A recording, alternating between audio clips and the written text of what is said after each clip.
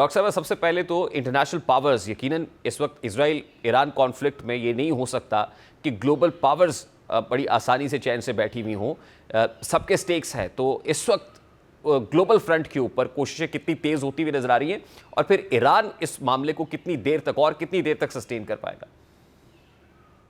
دیکھیے یہ دو different question ہیں. کتنی دیر تک ایران سسٹین کر پائے گا یہ تو ڈیپینڈ کرتا ہے کہ یہ وار آف اٹریشن ہے، یہ وار لمبی چلے گی، اور وار ویج کرنے والوں نے اس کو وار آف اٹریشن پلان کیا ہوا ہے یا نہیں کیا ہوا. تو دیکھنے میں تو ایسا ہی لگ رہا ہے کہ اسرائیل کے دماغ میں نہیں تھا، یہ ان کی پلاننگ کا یہ حصہ نہیں تھا، آپریشنل اور ٹیکٹیکل پلاننگ کا، کہ یہ وار لمبی چلے گی. کیونکہ انہوں نے اس کو سیریا ماڈل پہ ہینڈل کیا تھا کہ جس طرح سیریا کے اندر اتنی زیادہ انٹیلیجنس جو ہے وہ انفلٹریٹ کر گئی ہوئی تھی ایڈورسریز کی، وہی ایران میں تھا کہ باہر کے لوگ سسٹم کا اتنا زیادہ over the period of time حصہ بن گئے ہوئے تھے. تو یہ سیریا کولیپس جو ہے وہ اسرائیل اور براڈر ویسٹ جو ہے وہ امیجن کر رہے تھے کہ ہم نے ایون جنرلز تک، ہم نے کی پوسٹ کے لوگ جو ہیں، ہم نے عام لوگ جو ہیں، اپنے ریسورسز ایسیٹس اتنے زیادہ ہم نے یہاں پہ خرید لیے ہوئے ہیں ایران کے اندر کہ یہ بہت آسانی سے اور بہت جلدی ہو جائے گا. لیکن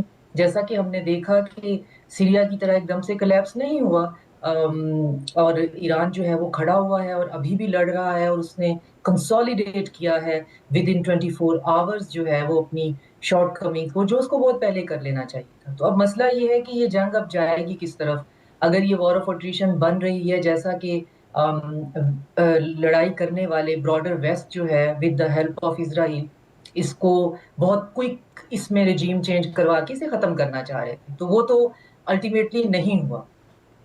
تو اب ان کو اس میں شامل بھی ہونا پڑے گا. اسرائیل تو اتنا سسٹین نہیں کر سکتا، اس سے زیادہ جنگ اسرائیل کی تو جغرافیہ ہی اتنا چھوٹا ہے، ایک نیو یارک سٹی جتنا تو وہ پورا جو بھی وہ خود کو کنٹری کہتا ہے یا جو بھی وہ ہے سیٹلرز کالونی، وہ نیو یارک سٹی جتنی تو وہ ہے، تو وہ نہیں سسٹین کر سکتی ہے. نہیں، اور آپ خطرے یہ کی کہہ رہی ہیں بات کہ یہ ہے اسرائیل سسٹین نہیں کر سکتی ہے despite Israel having U S at their back, despite having global powers at their back.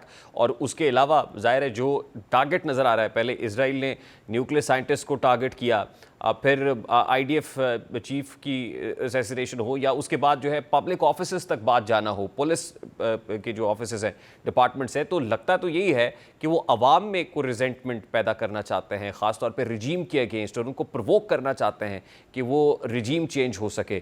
تو آپ کو کیا لگتا ہے کہ الٹیمیٹلی جو وہ چاہ رہے ہیں وہ پاسبل نظر آ رہا ہے practically at this point in time?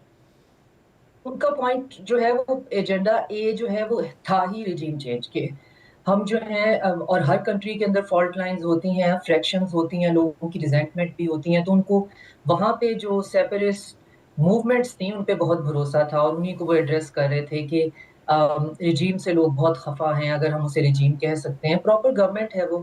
لیکن ان کے ارادوں کے برخلاف وہ عوام اتنی خفا نظر نہیں آئی. وہ بہت کنسالیڈیٹ ہے، وہ سپریم لیڈر کے جو ساتھ وہ کھڑے ہوئے ہیں، اور ان کو نظر آ رہا ہے کہ سیریا ان کے سامنے ہے، لیبیا ان کے سامنے ہے، عراق ان کے سامنے ہے. تو ان کو پتا ہے کہ اس وقت اپنی ہی حکومت جو ہمیں سٹیبلٹی دے کے بیٹھی ہوئی ہے، ہم میں سے ہو سکتا ہے 20-30% ہوں جن کو کوئی پرابلم ہو. ویسے براڈر تو ایرانین پاپولیشن کو اپنی گورنمنٹ سے کوئی پرابلم بھی نہیں ہے، یہ بھی ویسٹرن پروپیگنڈا ہے.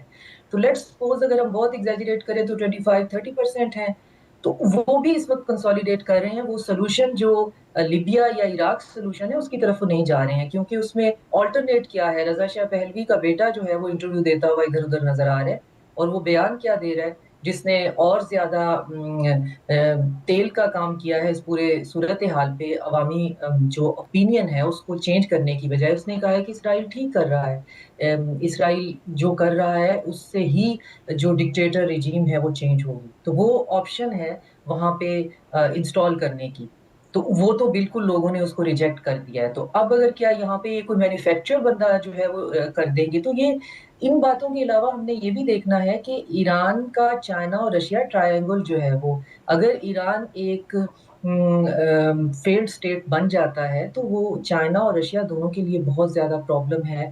اور وہ ڈیفینیٹلی اگر سیدھا سیدھا انٹروین نہیں کریں گے، بوٹس جو ہیں وہ گراؤنڈ پہ نہیں بھی بھیجیں گے، تو ان کی مدد बहरहाल शामिल तो रहेगी। डॉक्टर और साहब डिप्लोमेटिक फ्रंट पे वो क्या कर रहे हैं, या डिप्लोमेटिक फ्रंट पे कोशिशें कितनी तेज होती भी देख रही हैं आप? 2 दिन पहले पुतिन ने खुद इनिशिएट किया है, हालांकि ऐसा है नहीं ट्रंप की और पुतिन की हिस्ट्री में कि कोई कॉल जो है वो रशिया ने इनिशिएट की हो। तो ट्रंप को कॉल किया है पुतिन ने, और जिसका जो रीड आउट दोनों साइड्स ने पब्लिश किया है, उसमें जो रीड आउट रशियन साइड ने पब्लिश किया है उसमें बाकायदा बताया गया है कि जी बहुत खुली, फ्रैंक और बहुत क्लियर किस्म की बात हुई है कि अब क्या टेक्निकली है क्या कि आपने रशिया को और चाइना को स्ट्रेच करना है। आपने रशिया को एंगेज किया हुआ है यूक्रेन में, अब आप उसको सॉफ्ट अंडरबेली को आप हार्म करेंगे उसकी, और फिर आप उससे और स्ट्रेच करेंगे, और अल्टीमेटली आपका गोल जो है वो चाइना है। ये तो हमें सीरिया का भी समझ में आ गया था कि पहले सीरिया को हमें डिसफंक्शनल करना है, क्योंकि सीरियन जो है वो एयर स्पेस और कॉरिडोर हमें चाहिए वेस्ट को, तो उसके वाया हम ईरान को कमजोर करेंगे, और ईरान को कमजोर करेंगे तो रशिया कमजोर हो जाएगा, और अल्टीमेटली हमने चाइना तक जाना है। तो ये राउटिंग है पूरी की पूरी, और अगर हम इस पूरी जियोपॉलिटिक्स को समझ जाएं तो हमें ये समझ में आ जाता है कि ये बहुत से मुल्कों के लिए एग्जिस्टेंशियल क्राइसिस होगा अगर ईरान कोलैप्स होता है। लेकिन इसमें देखना ये है कि ईरान अपनी मदद आपके तहत कितनी देर तक खड़ा रहता है। किसी भी मुल्क को बचाया नहीं जा सकता जब तक कि वो खुद ना खड़ा रहे। तो ईरान की अपनी रेजिलियंस बहुत मैटर करती है। अगर वो सीरिया की तरह इटसेल्फ जो है वो कोलैप्स कर जाता है, तो ईरान तो वहां पे मौजूद था हेल्प के लिए, रशिया भी मौजूद ठीक। था और लास्ट डॉक्टर मिनट तक साहब मौजूद थे। लास्टली यूएस का रोल अब तक क्या देख रही हैं आप, और ये खामोशी जो मानी खेज खामोशी है ये कब टूटेगी? क्योंकि रिपब्लिकन्स की तरफ से खुद प्रेशर डोनाल्ड ट्रंप के ऊपर ये आ रहा है, या वो स्लोगन्स रेज कर रहे हैं कि आपको वोट हमने किया था कि आप जंगें ख़त्म करेंगे, आलमी जंगों में जाएंगे नहीं बल्कि उनको ख़त्म करेंगे, लेकिन आप तो फिर उसी रविश पे चल निकले हैं। ये बहुत बड़ी डिवीजन है डोमेस्टिक पॉलिटिक्स में यूएस के, लेकिन प्रिवेल जो है वो डीप स्टेट ही करेगी, और डीप स्टेट वो लॉन्गर एजेंडा पे चलती है, और लॉन्गर एजेंडा यही है कि चाइना को कभी भी नेक्स्ट सुपर पावर नहीं बनने देना है, और चाइना को वीक करने के लिए रीजन को वीक करना है। और मैं तो इस ट्रायंगुलेशन में जो इंडिया का हमारे ऊपर अनप्रोवोक्ड टेररिस्ट अटैक था उसको भी यही देखना चाहती हूँ, और मैं तब से यही कह रही हूँ कि वो भी यही देखना था कि पाकिस्तान जो है उसकी वो कितना रिटेलिएट करता है, वो उसके पास क्या है। तो वहां से देखने के बाद अब वो ईरान पे डायरेक्ट जो है वो देखना चाह रहे हैं।